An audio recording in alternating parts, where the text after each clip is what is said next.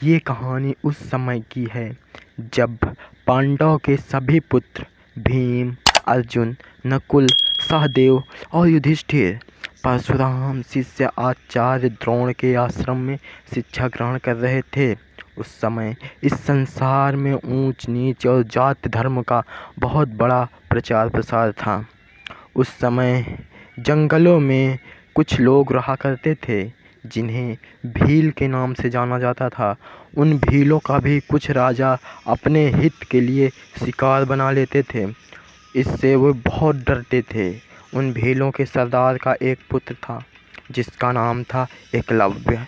उसने प्रण लिया था कि मैं अपने इस जाति और धर्म की रक्षा करूंगा और अपने सभी भील साथियों को बचाऊंगा।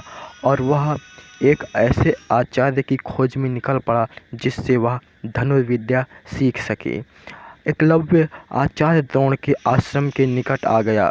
उसने देखा कि यह आश्रम एक आचार्य का है और उसने अंदर जाकर देखा तो वे आचार्य द्रोण थे जिसके बारे में उसने कहानियों और किताबों में सुना था। उसने उनसे धनुर्विद्या का ज्ञान प्राप्त करने के लिए कहा, लेकिन आचार्य द्रोण ने जाति धर्म और संप्रदाय के कारण उसे अस्वीकार कर दिया और उसे अपना शिष्य नहीं बनाया। और एकलव्य का प्रण निश्चित रहा। वह अपने प्रण पर अडिग रहा और वह आचार्य द्रोण की सभी विद्याएं छुप छुप कर देखता रहा।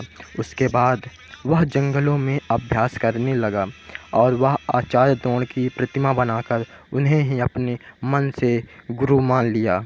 उसके बाद दिन बीते, माह बीते और साल बीते। एकलव्य एक महान धनुर्धर बन गया। अभ्यास ही उसका सर्वोपरि और सबसे बड़ा शिक्षा थी। उसके बाद एकलव्य अपनी इस विद्या का प्रदर्शन आचार्य द्रोण को दिखाना चाहता था, लेकिन जब वह आचार्य द्रोण को यह प्रदर्शन दिखाने गए तो वे अपने सभी शिष्यों के साथ नदी के किनारे खड़े हुए थे। एकलव्य ने एक ही बाण से नदी को बांध दिया था। यह देख आचार्य द्रोण के होश उड़ गए और उसने सोचा कि ऐसा कौन है जो अर्जुन से सर्वश्रेष्ठ धनुर्धर है, क्योंकि उन्होंने वचन दिया था कि मैं इस संसार में सर्वश्रेष्ठ धनुर्धर अर्जुन को ही बनाऊंगा। लेकिन वह अपने वचन को पूरा करने के लिए आचार्य द्रोण ने एक धर्म की आड़ में अधर्म कर बैठे। उन्होंने एकलव्य से गुरु दक्षिणा में दाहिने हाथ का अंगूठा ले लिया।